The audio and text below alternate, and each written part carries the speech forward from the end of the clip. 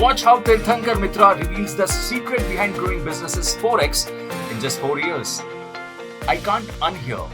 Cybersecurity was once about firewalls, but now it's a board-level priority. What do you think? We are talking about technology, adaptability, and leadership that can really be the drivers for the real digital world to shape up. So you have worked at some of the world's most recognized companies, Cisco, AWS, Nvidia, and now leading the charge at SNS India. The truth is today, cybersecurity is no more just a tool or a technology conversation. I'm just dying to know, what's the moment that really made you go, this is the real challenge? When I joined Sify, it was very clear that the company wanted a new business perspective. It's all about taking a broader, more holistic approach, isn't it?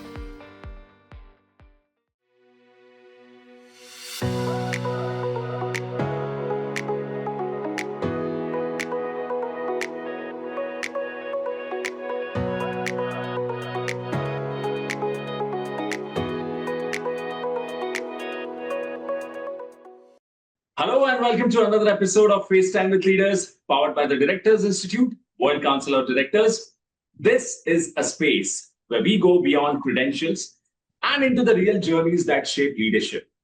And today's guest, Mr. Tirthankar Mitra, brings with him over 3 decades of transformation across India's digital, cloud, and cybersecurity landscape.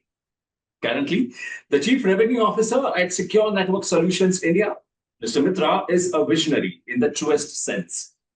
Having driven large-scale growth at global names like Cisco, Red Hat, Amazon Web Services, Nvidia, and Sify Technologies, his understanding of markets, partnerships, and go-to-market strategies spans across geographies from India, Europe, US, and Asia. But beyond the resume, what truly distinguishes Mr. Mitra is his ability to lead through change with clarity, with agility, and with deep strategic insight. So, what are we waiting for? Let's dive in and hear from the man who is helping define the future of digital trust, cybersecurity, and enterprise resilience. Mr. Tirthankar Mitra. Thank you, Sunny, for your wonderful description. I don't have to say anything beyond this then. and privileged to be part of this platform. Thanks to Director Institute for giving me this opportunity. Great. All right. So, Mr. Mitra, let's begin at the very beginning. Long back, long before the CXO titles and national strategy sessions, what did the early years look like for you? Great question. So, I think I was blessed and fortunate to start my career in the early 90s when the IT was evolving. And those were the days where it was centralized computing and there were green terminals up there and you have to, open your shoes and enter an acrylic 4, which was known as an EDP room, electronic data processing room. So from those days, the infrastructure was getting revamped completely. The new age infrastructure was coming up. The country was getting liberalized. The banks were getting privatized. And it was a big opportunity for a 22-year boy like me to start my career.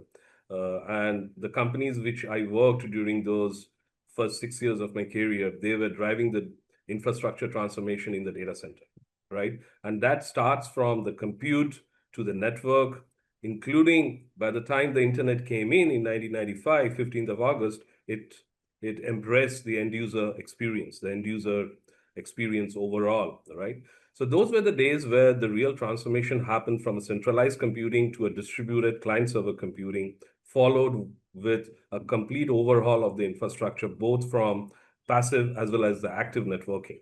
Players like Cisco, they ruled the market, they scaled in terms of their business, market capitalization. But subsequently, when the internet started, there were further disruption. Okay, so as the famous saying goes, if there are top 10 companies in one particular decade who are ruling the market, in the next decade, one of them or all 10 of them may not be there. So it's all about who drives the market transition. So as a technology service provider or as a technology OEM, product developer, product company, one has to drive the transformation, right?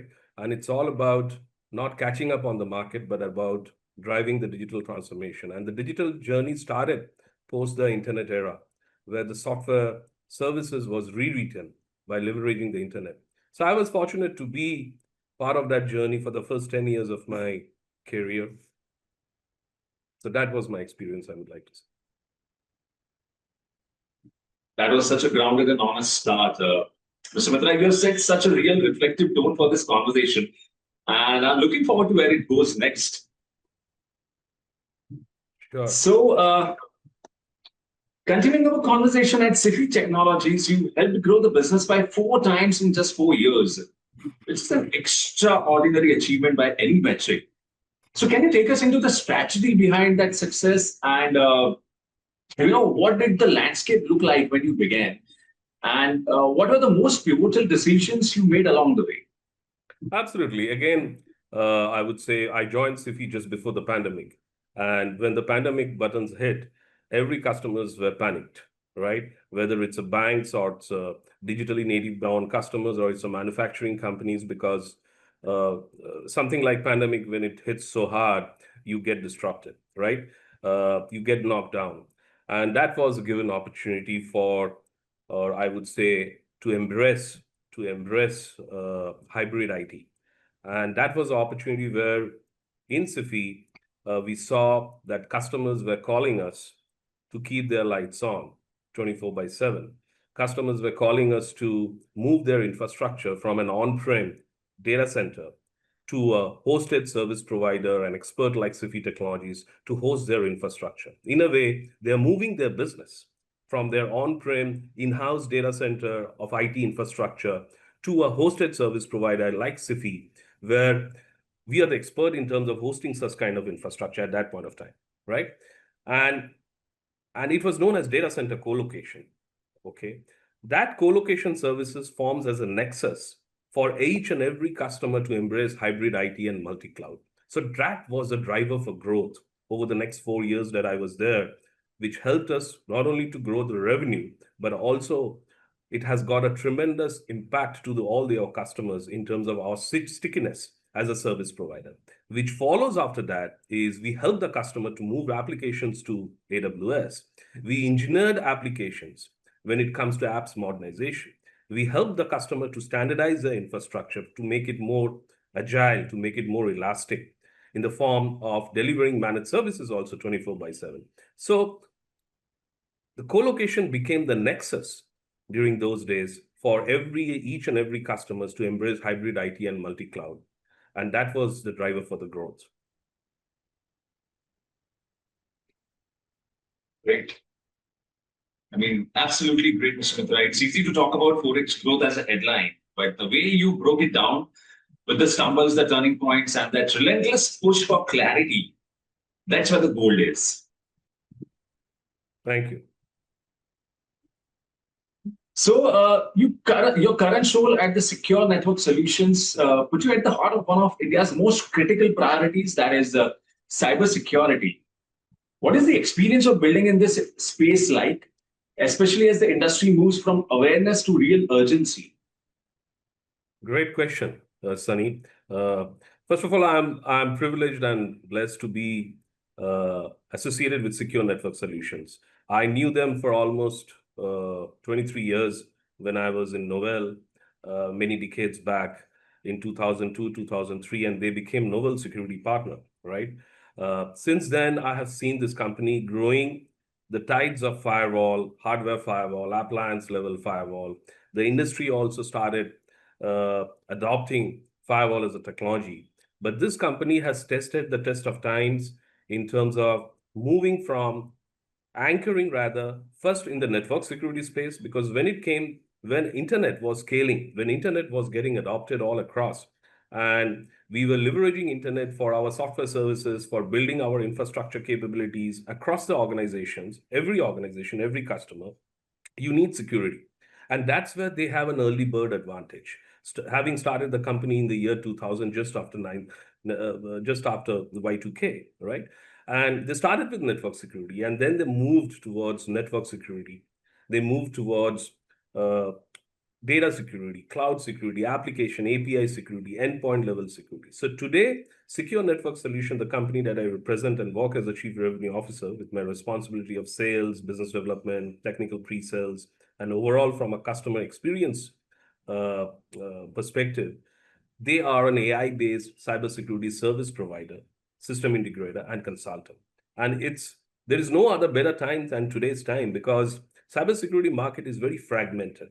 There are multiple products, there are multiple OEMs, right? Few are born in cloud, few are traditionally on-prem, and they're doing a catch-up game in terms of their cloud journey. So we have partnership with all these two types of OEM in the cybersecurity space. And over the period of time now, we have consolidated in terms of our focused OEM. And we have a focused OEM of 8 to 10 OEMs, which is driving 80% of our revenues. And the entire focus since the time I have joined over the last 1.5 years is to increase our services portfolio, is to enable the customers in terms of establishing the cyber defense center. But it is easier said than done because the infrastructure is very fragmented at the customer end also. Each customer would have a data center, they have multiple VRs, depending on their application and the agility of the applications and the scale that they need. But they would also have private cloud applications moving to the hyperscale cloud provider. So it's a complex infrastructure. Within that complex infrastructure, how you can thread the cybersecurity platform. So it's a platform-led conversation today. Customers are no more interested to buy a product. It's a platform-led conversation. How that platform can mitigate the cyber threats, how that platform can stop the breaches, how the platform can suspect malicious data, right? So these are driven by agentic AI, which is generative AI conversations at the customer end. So the SOC center that this company has established, we have SOC analysts who just don't do a mundane work of log analysis or ticketing. They are cybersecurity ethical hacker. They're cybersecurity experts, specialized in terms of managing, detecting, as well as remediation of the cyber threats, including the breaches. So we call ourselves as the doctors of cybersecurity. So you have a heart disease, you go to a heart surgeon. You have a tooth problem, you go to a dentist. You have a security problem, you come to Secure Network Solutions. So that's a value proposition for which we believe and we thrive our business and revenue around that. So, Mitra, there is so much clarity in the way you just laid that out. The stakes, the struggle, the strategy. Cyber security can often feel abstract and overly technical, but hearing it through your lens makes it deeply real. And even it feels like personal. So, great. Thank you. All right. So my next question to the doctors of cybersecurity. Over the course of your journey, you have led complex revenue transformations from Red Hat to AWS to Cisco. So what would you say has been the most challenging business pivot you have managed? And how did you approach it as a leader? Well, great question again. I would say every opportunity has its own challenges. Every opportunity has its own share of success. But the common glue for my illustrious career of more than 3 decades, and this common glue I inherited during my very early stage of my career, is 3 things. One is my curiosity to learn, an individual curiosity to learn, adopt faster, and execute with laser focus execution. You don't have to be an engineer by qualification, or you don't have to be an MBA by a qualification, but you need to have an engineering mind. You need to have a business logic. You need to be thorough in terms of your subject matter. Preparation, then go and execute. That has been the mantra for over 3 decades that I have led my career. Open source, just to tell you, when I was in Novell 2.5 decades back, everything in networking was Novell. The largest of the banks, private, without naming them, public sector banks, the research companies, the defense labs, the atomic research labs, the satellite research labs, everyone was using Novell NetWare. What happened, right? Then Microsoft came in. They created the ecosystem of partners, developers. So there were easy resources, technical resources available. Certain companies can miss that strategy. And then open source came in, disrupting the Unix in the data center. So while open source was also being challenged to come across as an enterprise software because there was no support. So companies like Red Hat reinvented their support, innovated their support model, and they increased the price, say from 100 rupees to 1,000 rupees, and the customer never object because the customer was getting a peace of mind. Customer buys a business value and a trusted relationship. So while open source was having its own challenges to be adopted in the market, but the moment the enterprise support came in from companies like Red Hat, it's boomed the business, right? And it was cheaper than the closest competitor at that point of time. So every challenge throws you an opportunity, right? Similarly, the cloud journey, when I was with AWS, no one wanted to adopt cloud in 2011, 2010 when I started the journey. It was 1,000 miles away because they were not clear about the security. How can I move my infrastructure to cloud? So educating the customer is, again, a very compelling thing, which every technology transformation and we as technocrat have to do it as techno business thought leader, right? There are elements of frustration, but there is elements of success when you are persistent and consistent in your messaging. Similarly, when I joined Cisco, Cisco was a networking company, but Cisco, no one wanted to say that Cisco is a networking company. Today, Cisco is a software company. So the software became the talk of the town when it came to infrastructure, right? Same story with Mellanox and Nvidia with AI, because AI, today we are talking about AI, but you'll be surprised to know AI has been existent for last 40 years in this country. The first supercomputers, which was built in Pune, without naming the organization, it was built on a high frequency network, which was delivering a throughput of 200 gigabit of speed way back in the early 90s, way back in the early 80s. How many of us knows that? Yes, it has evolved. The silicon has evolved more. The throughput is more today, and AI has gone beyond AI, which is generative AI, right? But it has been there. So every technology transformation, it throws up a challenge, it throws up an opportunity, and it takes the time when it crosses the chasm, when the mass adoption happens. And then it has its own cycle of having a mass adoption in terms of reaching the scale and then getting into a plateau. And then something else comes in. In my last 3 decades of my career, over 3 decades, I have seen at least 8 technology transformation. The first transformation still exists. Still there are mini and mainframe computers. Still there are HPUX, which is a Unix operating system the customer is using. A lot of customers, they still run their payroll system on HPUX, for example. So you cannot replace everything on its own. Everything has a shelf life, but it is about your ability to, and the curiosity to learn fast, adopt fast, and execute with a laser focus execution. That is what has been the success mantra so far as I am concerned, and that's how I have led my career.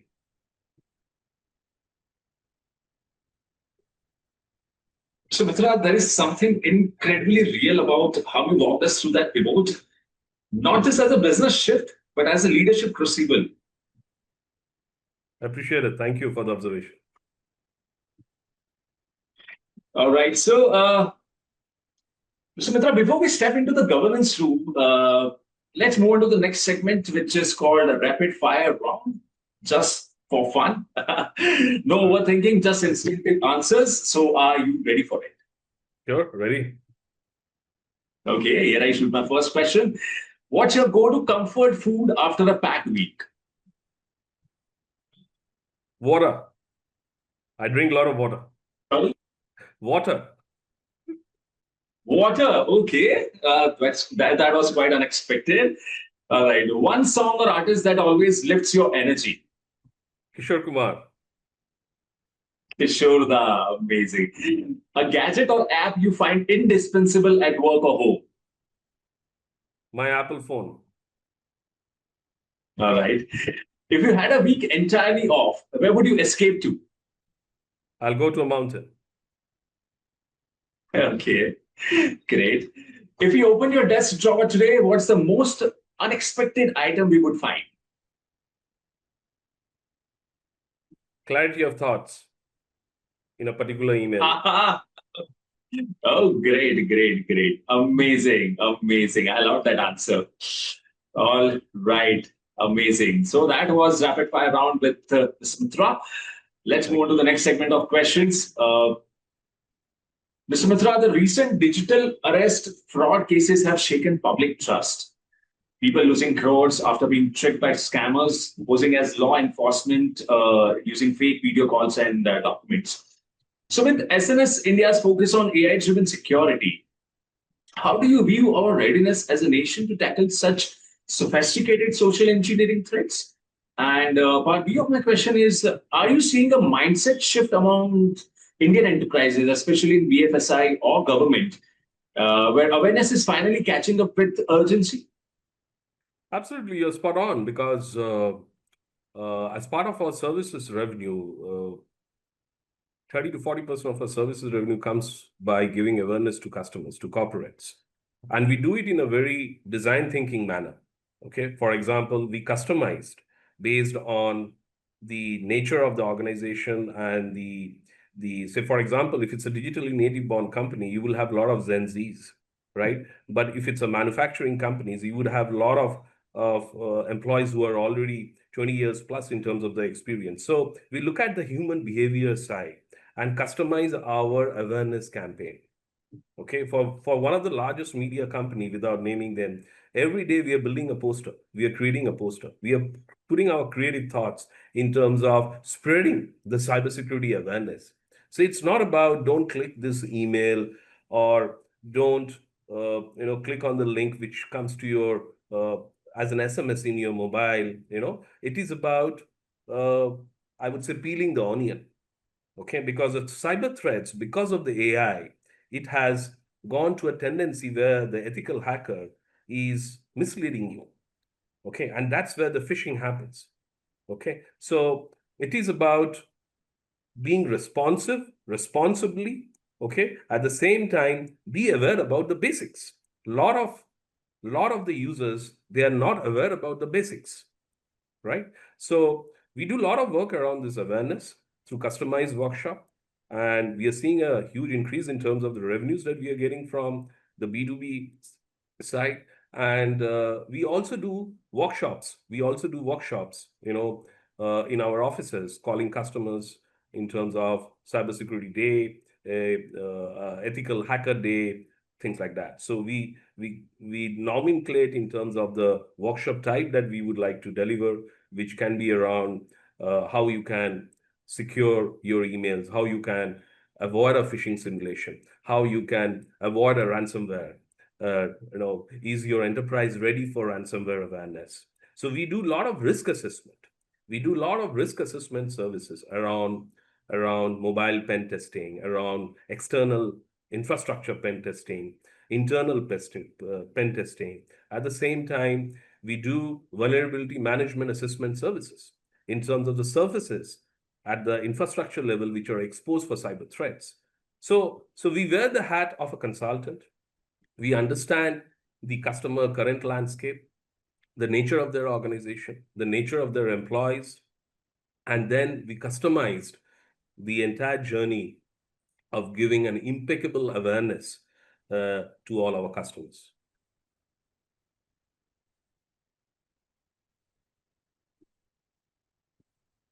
Mitra, what a gripping and deeply thoughtful reflection. You did not just give us a technical view, you walked us into the heart of the problem, that is human trust and how easily it can be hijacked in the digital world. Yes. Okay. That was very insightful. Thank you. So moving ahead to the last question of the podcast, and let me ask you, you recently joined Directors Institute, a decision that reflects a deep commitment to evolving as a leader. So what inspired you to make that move at this stage in your career, and how has it reshaped your thinking around modern governance? No, I think learning has been a phase throughout my career, and it's not about picking up one degree or a certificate. It's about uh, your how much you're learning in your mind, right? How much that learning is helping you to enhance your capability, enhance your competencies, how you can be in a better way, go and have a right conversations with someone, whether it's a professional conversation with a customer, or whether it's a technology conversation or a business oriented conversation, or whether to have a conversation even with my son, right? So there is a huge amount of learning which we get all across our ecosystem, right? And I never miss the opportunity to step onto the pedal, which is the right platform for me. And I realized that Director Institute, having spent more than 3 decades, is the right platform for me to educate myself, unlearn and learn best practices, to be part of the boardrooms. And with my experience and knowledge, not only around sales, GTM strategies, but also being a techno business thought leader for so many decades, why help one company? Why can't I help multiple companies, right? And help them to scale the business, add value to their journey in terms of becoming a digital company, or you know, coming out with an IPO and collecting money and enhancing their business. So there are various facets of the business. So that was my motivation and inspiration. And I thought Directors Institute gives a great platform of choice because it not only has the right curriculum in the form of the International Corporate Governance Program, both international as well as the India chapter, but also it has got the digital structure, the digital and the analytics, as well as a membership with Oxford University and an opportunity to become an alumni of the Oxford University. So overall, it's a good package, and I'm excited to be in that journey, and hopefully I should be able to complete within a year or so. So, Mitra, I love how you did not just talk about adding a credential. You brought us into the shift in mindset.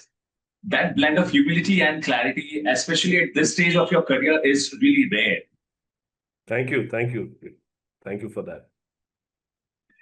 So, Mr. Mitra, let me thank you for not just sharing your journey with us, but for doing so with clarity, humility, and depth.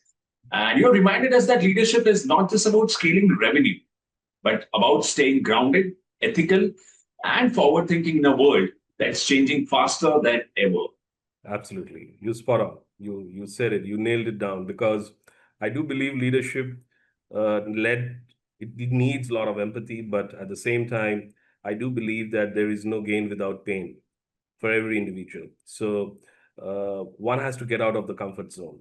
One has to embrace new edge technology. One has to embrace new way of doing things, and that's a mantra of success. Whoever has done that in his or her career, they have grown, and not only grown personally and professionally, but also they can contribute significantly to the society by at large, right? And India being a young economy, in young country, there's a huge amount of opportunity. This century is for India. This century is for India. No one can take it away.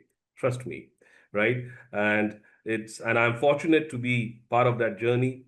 We had the advantage of born in the 70s, and carrying my career for the rest of this century. So we have seen both sides of the world.